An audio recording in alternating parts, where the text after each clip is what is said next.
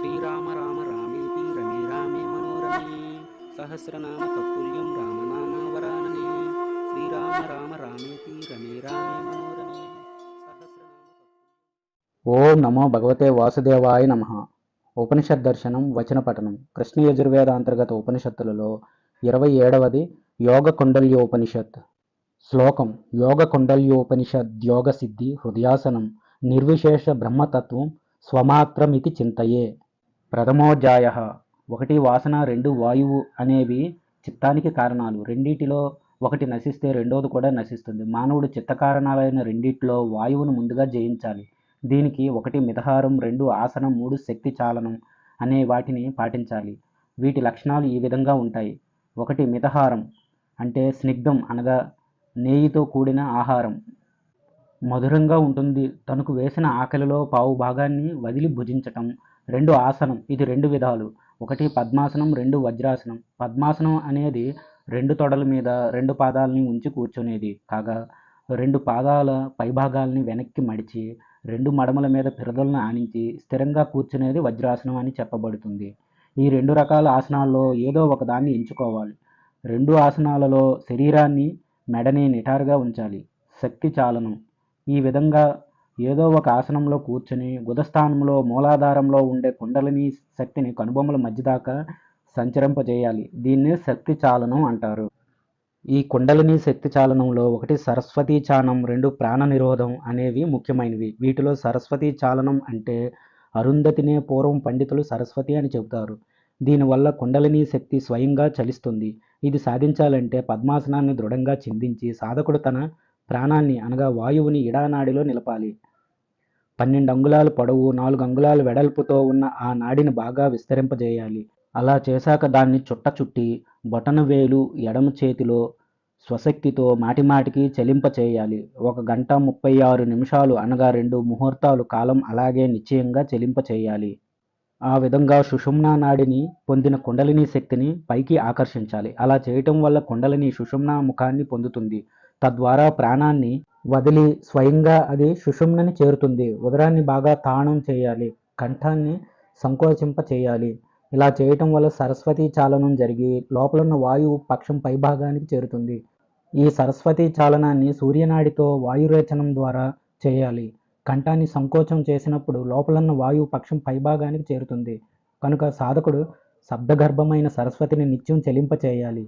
అలా సంచాలనం చేయటం వల్ల యోగి రోగాల నుంచి విముక్తి పొందుతాడు.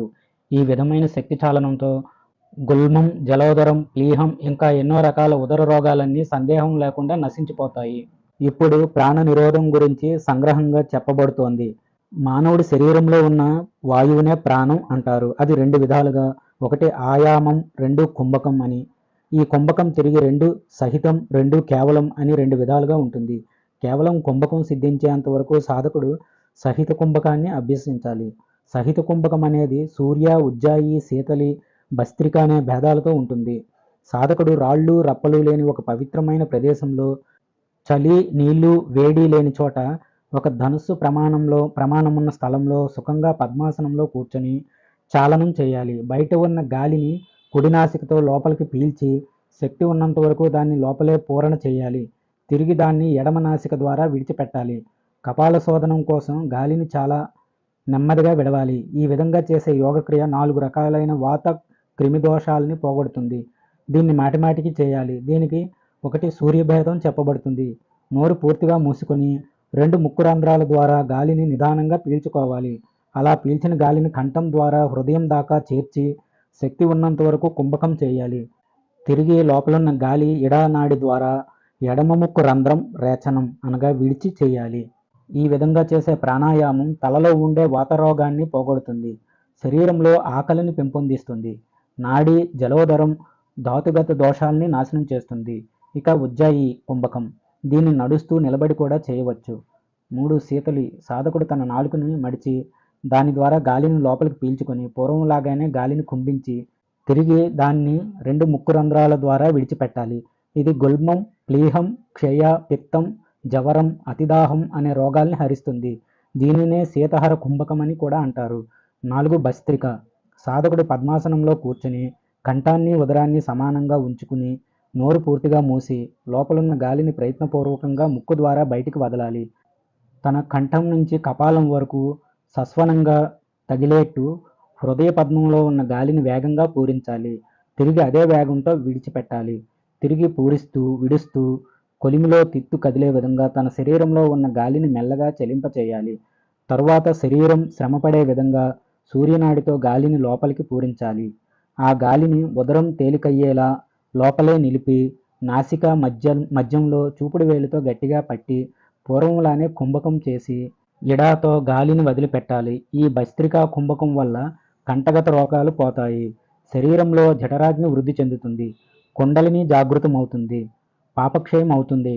లోపలున్న దోషాలన్నీ నశిస్తాయి. 3 రకాల గ్రంథుల్ని భేదిస్తుంది. కనుక ఈ భస్త్రికని విశేషంగా చేయాలి. ఈ విధంగా 4 రకాల కుంభకాల అభ్యాసానంతరం వాతయోగాభ్యాసకులు 3 రకాల బంధాలని చేయాలి. అవి 1 మూలబంధం, 2 ఉడ్డీయానం, 3 జలాంధ్రం అనేవి. వీటి లక్షణాలు ఈ విధంగా ఉంటాయి. శరీరంలో క్రింది భాగంలో అనగా గుదస్థానంలో ఉండే అపానవాయువుని ప్రయత్నపూర్వకంగా బలాత్కారంగా ఊర్ధ్వముఖంగా లాగటాన్ని మూలబంధం అంటారు. దీని ద్వారా అపానం పైకి వెళ్ళి వాయుమండలాన్ని పొందగా అక్కడున్న అగ్నిశిఖ దీర్ఘమై వృద్ధి చెందుతుంది. అప్పుడు అగ్ని అపానాలు 2 ఉష్ణ స్వరూపమైన ప్రాణంలో కలుస్తాయి. తద్వారా శరీరంలో ఉన్న అగ్ని ప్రదీప్తమవుతుంది. దానివల్ల సుషుప్తంగా ఉన్న కుండలిని శక్తి సంతృప్తి చెంది వెంటనే మేలుకొని కర్ర దెబ్బతిన్న త్రాచుపాములా బుసలు కొడుతుంది. అప్పుడది నెమ్మదిగా బ్రహ్మనాడి బిలంలోకి ప్రవేశిస్తుంది. కనుక ఇలాంటి మూలబంధాన్ని తప్పకుండా యోగులు చేయాలి. ఇక ఉడ్డీయానం, దీన్ని కుంభకం చివర రేచకంలో చేయాలి. దీనివల్ల సుషుమ్నా నాడి నుంచి ప్రాణం పైకెగురుతుంది. అందుకే దీన్ని ఉడ్డీయాన బంధం అని పండితులు అన్నారు. వజ్రాసనం అంటే పాదాలని చేతులతో గట్టిగా పట్టుకోవాలి. చీల మండలాలతో కందాన్ని అనగా పిరుదులను గట్టిగా నొక్కాలి. పశ్చిమ తాణాన్ని ఉదరంలో నిలపాలి. తన కంఠాన్ని కుంచించి హృదయం మీద నిలపాలి. ఇది జలాంధ్ర బంధం. 2 నాసికా రంధ్రాల ద్వారా వాయువుని పూరించి దాన్ని లోపలే బంధించి తన కంఠాన్ని సంకోచింపజేసి గడ్డాన్ని హృదయం పైభాగాన నొక్కి పట్టి ఉంచాలి. ఈ విధంగా కంఠాన్ని సంకోచించినప్పుడు లోపలున్న వాయువు పశ్చిమ త్రాణం ద్వారా బ్రహ్మనాడిని చేరుకుంటుంది. ఇంతకు ముందు చెప్పినట్టుగానే సాధకుడు ఆసనంలో కూర్చుని సరస్వతీ చాలనం చేసి ప్రాణాన్ని నిరోధించాలి. మొదటి 4 రోజులు కుంభకాన్ని అభ్యసించాలి. రెండో రోజు 5 కుంభకాలు, మూడో రోజు 20 కుంభకాలు, ఇలా రోజురోజుకి కుంభకాలను పెంచుకుంటూ పోవాలి. కుంభకాలతో పాటు 3 బంధాలని వేయాలి. ఈ విధంగా యోగాభ్యాసం చేసేవాడు పగటి నిద్ర, రాత్రి జాగరణ, అతిమైథునం, మలమూత్రాలని నిరోధించడం, సక్రమంగా భోజనం చేయకపోవటం, ప్రయాసపడటం లాంటివి చేయకూడదు. వీటిని చూస్తే రోగాలు కలుగుతాయి. యోగానికి 10 విఘ్నాలు ఉంటాయి. నిత్యం యోగాభ్యాసం చేయటం వల్ల నాకు రోగాలు కలిగాయి అని భావించిన సాధకుడు అప్పటి నుంచి యోగాన్ని చేయటం మానేస్తాడు. ఇది మొదటి విఘ్నం. ఇక యోగ సాధకుడికి కలిగే రెండో విఘ్నం సందేహం. 3 ప్రమత్తంగా ఉండటం, 4 అలసత్వం, 5 నిద్ర, 6 చేసే అభ్యాసాన్ని మానివేయటం, 7 భ్రాంతి, 8 విషమం, 9 పేరు లేనిది, 10 యోగతత్వం లభించకపోవటం అనేవి. ఈ 10 రకాల యోగ విఘ్నాల్ని దాటుకుని సాధకుడు ముందుకెళ్ళాలి. నిత్యం ప్రాణాయామాన్ని స్థిరమైన బుద్ధితో చేయాలి. అలా చేస్తే చిత్తం సుషుమ్నాలో లీనమవుతుంది. వాయువు చెలించదు. అధోగతిలో ఉన్న ఆపానవాయువుని మూలబంధం అంటారు. అపానం ఊర్ధ్వముఖంగా వచ్చి అక్కడున్న అగ్నిలో కలుస్తుంది. ఆ అగ్ని ప్రాణస్థానాన్ని చేరుతుంది. అలా కలిసిన ప్రాణాపానాలు 2 కుండలినిలో కలిసిపోతాయి. ఈ కుండలి అనేది కుండలాకారంలో ప్రసుప్తంగా ఉంటుంది. అది అగ్నితో తప్పించబడి వాయువుతో చెలించబడటం వల్ల శరీరంలో ప్రసరించి సుషుమ్నా ముఖం ద్వారా రజోగుణంతో కూడిన బ్రహ్మగ్రంథిని ఛేదిస్తుంది. అలా ఛేదించిన కుండలి సుషుమ్నా వదనంలో ఒక మెరుపు తీగలాగా ప్రకాశిస్తుంది. తరువాత అది హృదయ స్థానంలో ఉండే విష్ణుగ్రంథిని ఛేదించి త్వరగా పైకెళ్ళిపోతుంది. విష్ణుగ్రంథిని దాటిన కుండలిని శక్తి అక్కడి నుంచి పైనున్న రుద్రగ్రంథిని చేరుకుంటుంది. భూమధ్యంలో ఉన్నదాన్ని కూడా ఛేదించుకుని చంద్రమండలాన్ని చేరుతుంది. 16 రేకులతో ఉన్న అనాహత చక్రం ఉన్న ప్రదేశంలో చంద్రుడి నుంచి వచ్చిన ద్రవాన్ని స్వయంగా శోషింపజేస్తుంది. ప్రాణవేగంతో చెలించగా రవి గ్రహించటం వల్ల రక్తం పిత్తంగా మారుతుంది. శుద్ధ శ్లేష్మస్రావం కలిగిన ఇందు అనగా చంద్రచక్రం ఎక్కడుందో అక్కడ సిక్తమై ఉన్నదాన్ని ఉష్ణమై గ్రహిస్తుంది. అప్పుడు చంద్రరూపమైన శుక్లవర్ణం అవుతుంది. అక్కడ క్షోభకు గురై పైకి ప్రవహిస్తూ తిరుగుతుంది. విషయాలలో బహిష్టమైన చిత్తం దానికి వశం కాకుండా ఉంటుంది. దానినే ముఖ్యంగా అనుభవించి ఆత్మరతుడైన సాధకుడు స్వస్థత పొందుతాడు. ఈ విధంగా కుండలిని శక్తి ప్రత్యష్టక స్థానాన్ని పొందుతుంది. వాటిని క్రోడీకరించి అది శివస్థానాన్ని చేరుకుంటుంది. అక్కడది లీనమైపోతుంది. ఇలా క్రిందికి పైకి రజస్సుతో శుక్లమైన శివస్థానంలోకి గాలి వచ్చి చేరుతుంది. అప్పుడు ప్రాణాపానాలు రెండు సమానంగా వెళతాయి. అక్కడ వాచకం అనేది అల్పమైన అనల్పమైన బాగా వృద్ధి చెందుతుంది. అగ్ని మూసలో ఉన్న బంగారంలాగా శరీరంలో ఉన్న సమస్త వాయువు పరుగు తీస్తుంది. అలా అది చివరికి భౌతిక శరీరం అధిదైవిక విగ్రహంలో కలుస్తుంది. అప్పుడు సాధకుడు శరీరం అతి పవిత్రంగా అతి వాహికత్వంగా ఉంటుంది. జాడ్యభావం లేనిది, పవిత్రమైనది, చిన్మయాత్మకమైనది అయిన దాని అనగా కుండలిని అతిదాహకం మదాత్మకమైనది. భార్య సంసార విముక్తి, కాలరూపాల భ్రాంతి అనేవి దాని స్వస్వరూపం. రజ్జు సర్పం లాంటిది.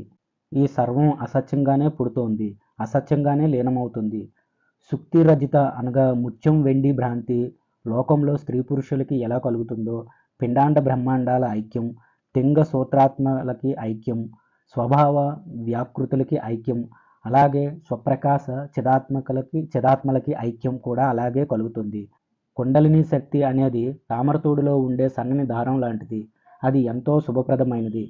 మూలకందాన్ని కమలకందంలాగా తన పడగలతో కరిచి, తన ముఖంతో తోకని సంగ్రహించి బ్రహ్మరంధ్రంతో కూడుకుని ఉంటుంది. సాధకుడు పద్మాసనంలో కూర్చొని తన గుదాన్ని బాగా కుంచించి వాయువుని ఊర్ధ్వగతం చేస్తూ కుంభకంలో ప్రవేశించాలి. వాయువు ఆఘాతం వల్ల అగ్ని స్వాదిష్టాన చక్రాన్ని చేరి అక్కడ ప్రకాశిస్తుంది. ఆ విధంగా అగ్ని వాయు అఘాతాల అనగా కొట్టడం వల్ల సుషుప్తిలో ఉన్న కుండలిని అనగా సర్పం నిద్రలేచి ముందుగా బ్రహ్మగ్రంథిని భేదించి క్రమంగా పైకి వెళ్తూ దారిలో ఉన్న విష్ణు రుద్రగ్రంథులను కూడా భేదించి ఆ పైన 6 దళాల కమలాన్ని కూడా భేదిస్తుంది. చివరికి అది అన్నిటికన్నా పైనున్న సహస్ర కమలాన్ని చేరి అక్కడున్న శక్తి శివులతో కలిసి ఆనందిస్తుంది. సాధకుడికి ఈ అవస్థే ఎంతో గొప్పది. ఇదే అతడికి గొప్ప సుఖాన్ని, ఆనందాన్ని, మోక్షాన్ని ఇస్తుంది. ద్వితీయోధ్యాయ. ఇప్పుడు కేచరీ విద్య గురించి చెప్పబడుతుంది. ఈ దివ్య యోగ విద్యను తెలుసుకున్నవాడు అజరామరుడవుతాడు. ఎంతో గొప్పదైన ఈ కేచరీ విద్యని సాధకుడు స్థిరమైన బుద్ధితో అభ్యసించాలి. ఇది మానవుడి వార్ధక్యాన్ని, అకాల మృత్యువుని, రోగాల్ని పోగొడుతుంది.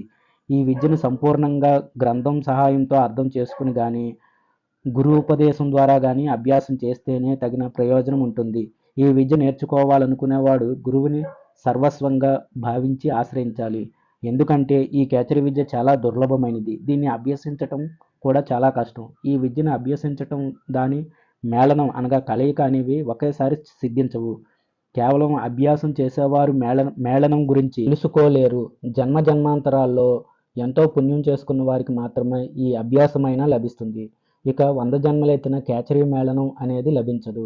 ఇలా ఎన్నో జన్మల అభ్యాసం చేయగా ఏదో ఒక జన్మలో ఆ యోగి కేచరీ మేళాన్ని పొందుతాడు. ఎప్పుడైతే యోగ సాధకుడు గురుముఖతః మేళాన్ని పొందుతాడో అప్పుడే అతడికి శాస్త్రంలో చెప్పిన సిద్ధి కలుగుతుంది. గ్రంథం వల్ల కానీ అర్థం వల్ల కానీ మేళనాన్ని సాధకుడు ఎప్పుడు పొందుతాడో అప్పుడే అతడు సంసారం నుంచి విముక్తుడై శివత్వాన్ని పొందుతాడు. శాస్త్రం అనేది లేకపోతే గురువులు కూడా దాన్ని తెలుసుకోలేరు. కనుక ఈ యోగ శాస్త్రం అనేది దుర్లభమైంది. శాస్త్రజ్ఞానం లభించేంత వరకు యతి భూమి మీద పర్యటించాలి. శాస్త్రం అతడికి లభిస్తే సిద్ధి అరచేతిలో ఉన్నట్టే. ముల్లోకాలు తిరిగిన శాస్త్రం లేకుండా సిద్ధి అనేది ఎప్పటికీ లభించదు.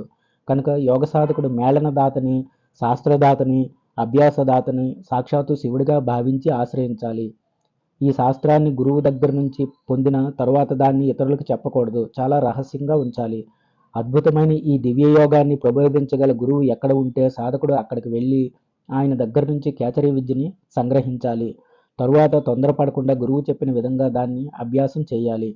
అలా చేస్తే సాధకుడు కేచరీ విద్యను సిద్ధింప చేసుకోగలడు. అతడు కేచరీతో కేచరిని కలిపి కేచరాధిపతిగా మారి ఎప్పుడూ కేచరులతోనే నివసిస్తాడు. ఇక్కడ సాధకుడు జలమండల భూషితమైన కేచరీ స్థానమైన అగ్నిని, కేచరీ బీజాన్ని తెలుసుకోవటం వల్ల అతడికి యోగం సిద్ధిస్తుంది.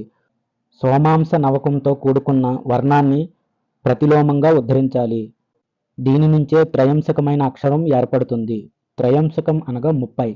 దాన్నే చంద్రరూపకం అంటారు. దీనికి విలోమంగా చెప్పిన 8వ వర్ణం చాలా గొప్పది. దాన్ని పరమమైన దానిగా తెలుసుకోవాలి. అది మొదలుకొని 5వది కూడా అలాంటిదే. ఇవి చంద్రుడికి సంబంధించిన భిన్నమైన కూటంగా చెప్పబడింది.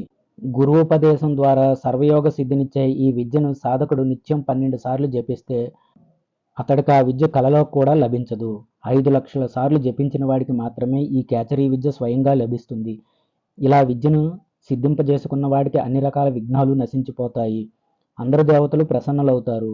అతడికి శరీరం ముడతలు పడిపోవటం, జుట్టు తెల్లబడటం లాంటి వార్ధక్య లక్షణాలు ఏమాత్రం కలగవు. ఈ విధంగా మహావిద్య అయిన కేచరిని బాగా శ్రద్ధతో అభ్యాసం చేయాలి. ఇలా అభ్యాసం చేసినప్పటికీ కేచరీ విద్యను పొందలేని వాడు గురువు ద్వారా సమ్మేళనాదుల ద్వారా విద్యను పొంది నిరంతరం మంత్రాన్ని జపించాలి. సాధకుడు ముందుగా శాస్త్రాన్ని గురించి తెలుసుకున్న తరువాతే విద్యను ఆశ్రయించాలి. అప్పుడే అతడు సిద్ధిని పొందుతాడు. కేచరీ విద్యా సాధకుడు తన గురువు చెప్పిన విధంగా ఆయన పర్యవేక్షణలో తన తాళుమూలాన్ని పైకెత్తి 7 రోజుల పాటు సర్వమలాన్ని శోధించాలి. తరువాత బ్రహ్మచముడాకులతో సమానమైన మంచి పదును కలిగిన కత్తిని తీసుకొని దాంతో నాలుక క్రిందున్న నరాన్ని తల వెంట్రుకంతా తెగగొట్టాలి. ఆ గాయం మీద సైంధవ లవణం లాంటివి కొంచెం అద్ది నాలికని బాగా లాగాలి. అలా 7 రోజుల పాటు నాలికని బాగా లాగి పిసకటం చేశాక తిరిగి 7వ రోజు మరొకసారి వెంట్రుక మందంతో అదే నరాన్ని కోయాలి. ఈ ప్రకారం నిత్యం అభ్యాసం చేస్తుండాలి. ఇలా చేస్తూ ఉంటే 6 నెలలు గడిచాక నాలుక మొదట్లో ఉన్న శిరాబంధం అనేది నశిస్తుంది. తరువాత వాగేశ్వరి స్థానమైన శిరస్సును వస్త్రంతో చుట్టాలి. కాలవేళ విధానాన్ని తెలుసుకున్న యోగి నెమ్మదిగా ఉత్కర్షని కొనసాగించాలి. ఈ విధంగా సాధకుడు క్రమంగా నాలుకని సాగదీయటం చేస్తూ ఉంటే మరో 6 నెలలకి అది బాగా సాగి కనుబొమ్మల మధ్యను తాకేంత పొడవుగా సాగుతుంది. అడ్డంగా అయితే చివరి రంధ్రాల దాకా వస్తుంది. క్రింది వైపుకు సాగదీస్తే గడ్డం మొదలు దాకా వెళుతుంది. ఇదే విధంగా సాధన చేస్తూ ఉంటే 3 సంవత్సరాలకి నాలుక బాగా సాగి అది పైన జుట్టు స్థానం వరకు చేరుకుంటుంది. అడ్డంగా అయితే భుజాల వరకు, క్రిందికైతే గొంతు దగ్గరికి సాగుతుంది. మరో 3 సంవత్సరాలకు తలపై మధ్యలో ఉండే బ్రహ్మరంధ్రం దాకా సాగుతుంది. ఈ విధంగా కేచరీ ముద్ర సిద్ధించాలంటే ముందుగా బీజాక్షరాలతో కూడుకున్న దాని మంత్రాన్ని షడాంగన్యాసం చేసి జపించాలి. అలా చేసిన వాడికి సర్వసిద్ధులు లభిస్తాయి. ఈ అభ్యాసాన్ని సాధకుడు చాలా నిదానంగా చేయాలి తప్ప తొందరపడకూడదు. అనగా ఈ విద్యకు సంబంధించిన మంత్రం అభ్యాసం గురుముఖతః మాత్రమే తెలుసుకోవాలి. కేచరీ విద్యని ఆత్రంగా చేస్తే సాధకుడి శరీరం ఎన్నో బాధలకు గురవుతుంది. కనుక దీన్ని ఎంత నెమ్మదిగా అభ్యసిస్తే అంత మంచిది. సాధకుడి నాలుక బాహ్యంగా సాగి ఎప్పుడైతే అతడి తల మధ్యలో ఉన్న బ్రహ్మరంధ్రం దాకా చేరుకుంటుందో అప్పుడు అతడు దేవతలకు కూడా దుర్భేద్యుడవుతాడు. జిహ్వ మాత్రాన్ని బొటనవేలు చివరితో నొక్కి ఉంచాలి. ఈ విధంగా 3 సంవత్సరాల అభ్యాసం చేస్తే నాలుక బ్రహ్మరంధ్రంలోకి ప్రవేశిస్తుంది. అలా ప్రవేశించాక దాన్ని బాగా మదనం చేయాలి. కేచరీ మంత్రసిద్ధి పొందినవాడైతే మదనం చేయకుండానే సిద్ధిస్తుంది.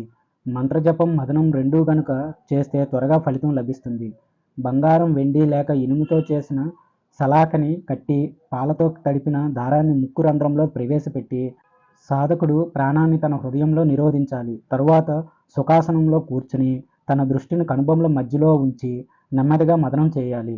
ఆ విధంగా 6 నెలలు మదనం చేస్తే పిల్లవాడికి నిద్ర వచ్చినట్టుగా భావం కలుగుతుంది. సాధకుడు ఈ మదన క్రియను నిత్యం చేయకూడదు. నెలకు ఒకసారి మాత్రమే చేయాలి. యోగి అయినవాడు తన జిహ్వతో ఎప్పుడూ మార్గాన్ని ఆక్రమించకూడదు. ఈ విధంగా అభ్యాసం చేస్తూ ఉంటే 12 సంవత్సరాల తరువాత అతడికి కేచరీ సిద్ధి కలుగుతుంది. సిద్ధి పొందిన యోగి సమస్త విశ్వాన్ని తన ఆత్మలాగానే అభేద దృష్టితో చూస్తాడు. దీన్నే రాజదంత ఊర్ధ్వ కుండలి అంటారు. ఇదే బ్రహ్మాండం, మహామార్గం. తృతీయోధ్యాయః. మేళనానికి సంబంధించిన మంత్రం హ్రీం భం సం షం ఫం సం క్షం.